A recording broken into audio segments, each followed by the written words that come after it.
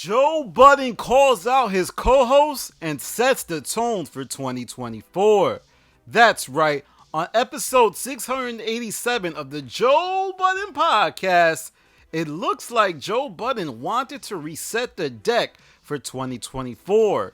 And in resetting the deck, he took some crazy shots at his co-host, and those co-hosts took crazy shots at each other. So I think this episode deserves a full breakdown, as it was an analysis of the show by members of the show. So let's get right to it. I think things really start to go crazy when about 85 minutes in, Joe starts getting into some type of AI breakdown of the show. Now, it's kind of interesting. Why did Joe decide to use AI to break down the show?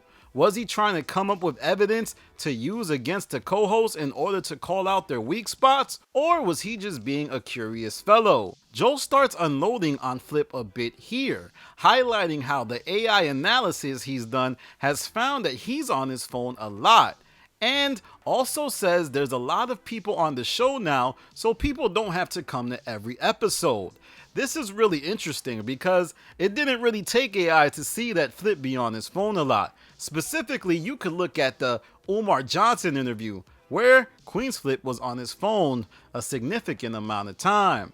I really think Flip just has a short attention span, and when he's not the focus of the conversation, he starts to divert, and the phone is his safe zone. But we'll see how he starts to manage this, because Joe Budden basically said, hey, I got other people who do the show. If you feel so disinterested, you could just miss a couple episodes, right? You don't have to come to every episode. And remember, earlier in the year of 2023, Joe Budden told Flip, listen, your contract states that you don't have to be on every episode. So why are you coming every episode? I think Flip suffers from some serious FOMO, fear of missing out. So whenever he's not on the show, he feels some type of way.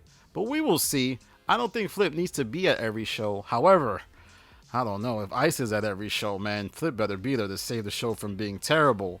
Another thing Joe Budden does that I find odd was that he says Ish and Ice were essentially like Gary Payton Jr. and Jordan Poole. Was that supposed to be a compliment? Yes, I know Gary Payton was very important to the Warriors when they won the chip, and so was Jordan Poole. But since then, both of them have become kind of laughing stocks, and they're not really essential to any team's success. So maybe Joe messed up by comparing Ish and Ice to Jordan Poole and Gary Payton. Well, actually, maybe Ice is Gary Payton Jr. Anyway, what I've also noticed is that Joe Budden looks like he's dissing Flip a lot more ever since he re-signed that contract. I feel like initially it looked as if it was like a job interview. You know, when you go on that job interview and they thinking of hiring you and people are really nice, and then you get hired and everything starts to change. You start to see your boss is going to start to work you hard. And it looks like Joe Budden is resetting the deck for 2024 and letting people know things are going to be a little bit different. A little bit later on, in the 2 hour and 10 minute mark, Imani brings up Taraji P. Henson and how she deserves the compensation that she was looking for. What's interesting about this is Ish takes this opportunity to bring up a random argument Imani had with Ish a couple months ago on the Patreon. For those of you that don't remember, Imani and Ish argued about what was proper compensation for Ish on the Joe Budden podcast. Imani even noted that what Ish was insinuating about deserving to get paid because he was taking time away from his daughter to prepare for the show was a bit of nonsense. Now, the argument is interesting, and I suggest all of you go back to that Patreon and watch it. But what I think is the silver lining, or the thing we need to highlight, is that Ish still feels some type of way about this argument. And this goes back to my theory that there's some rising tension between Ish and Imani that we need to pay attention to. I'm not saying these guys hate each other, but I do think Ish took issue with how Imani tried to comment on the value that Ish was bringing to the show. You could see I'm trying to cause a division between them, but Ish was feeling some type of way. Another thing that happens around the 2 hour and 14 minute mark a little bit later is Ford interjects about something Ish is talking about, and asked if she could ask Ish a question. Ish then implies that she is cutting him off. Wow. Very, very interesting, y'all. Everybody knows there's tension between Ish and M4. I don't know what it's about. Melissa Ford has said that, Ish was acting funny in the year, like he was avoiding her. And Ish is always talking about how Melissa Ford likes to weaponize the woman rhetoric. There's just weird stuff going on between the two. I'm sure they'll manage it, but let's keep an eye on it. A little bit later, Flip accuses Imani of pandering to women.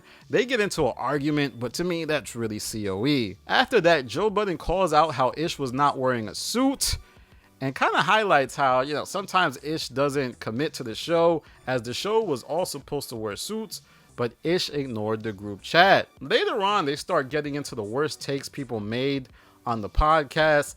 And Ice highlights M4's worst take was the whole Cameron and Mace incident. Remember when M4 said that, hey, what if Cameron were in a house with underage women? And I think it's funny that Ice highlights that, but I got some take that I want to highlight that Ice made that was pretty terrible. Y'all remember when Ice said that he doesn't take pictures next to Melissa Ford because he doesn't want it to look a certain way? He doesn't want people to think that, there's something going on between him and Melissa Ford. Oh, Ice, you crazy rascal, you. How could you say that? You are bugging, bro. Nobody gonna think anything going on between y'all. Cut it out. But anyway, I know y'all say I hate on Ice a lot, but don't you think that was crazy for him to even throw that out there? M4 should have roasted him. But anyway, I think one of the craziest parts of this is Ish's grievances, as he starts to kind of say a lot about other members of the show. He talks about how M4 cuts him off. He talks about how Joe is a fake empath. And then the key point he makes to me is that Parks needs to stop agreeing with Joe so much. Fascinating. And I think that's a sentiment that Ice and Ish share, as there was a Patreon episode called Merry Festivus. And in that episode, Ish and I said the same thing. I feel like Ish and Ice are kind of like a unit, and they move together, and when one thinks, the other thinks. Very similar to Rory and Maul, so we need to monitor that. And I wanted to close this video by saying that Joe says throughout this podcast that he is done beefing with people, that he is done being gossipy and going to war with other podcasters, punching down on people. And I have to say, maybe he's saying that because he will start to be messy with more members of his team. Maybe the drama is shifting from external components of the Joe Budden universe to internal components, and that actually will be more drama than we could imagine. This episode is filled with a lot of tension, and right now it's jokey, but it's clear Joe Budden had an agenda this episode to clear the deck and let everybody know that they're moving a little different for 2024. That's just a theory I have, but let me know what you think. Do you think I'm onto something, or do you think I'm reaching? I mean, Gary Payton and Jordan Poole, that was pretty much a backhanded compliment. Even at their peaks, they were not really notable contributors to the team. I mean, couldn't you call Ice Draymond or call Ish Clay? Wouldn't that be a nicer thing to say about the co-host that came to your aid after Rory and Maul left? And then you called out Flip for being on his phone all the time. Certainly a valid critique. But this is something we have to monitor, y'all. Very, very, very fascinating. Let me know what you think in the comments. All right, y'all, that's my video for today. I think 2024 is going to be interesting. And I got an academics video coming. I'm not going to cover all of the messy stuff. I want to break down whatever happened with Spotify. I think that's something that we need to get to. And I think academics has been going through a bit of a rough run. But as somebody who has been a big part of an influence on me, I think we need to look at the business of it all more so than the messiness of it all. All right, y'all. Follow me on Twitter, The Stop TV. Follow me on Instagram, The Stop TV. This is Danny from The Stop. Peace.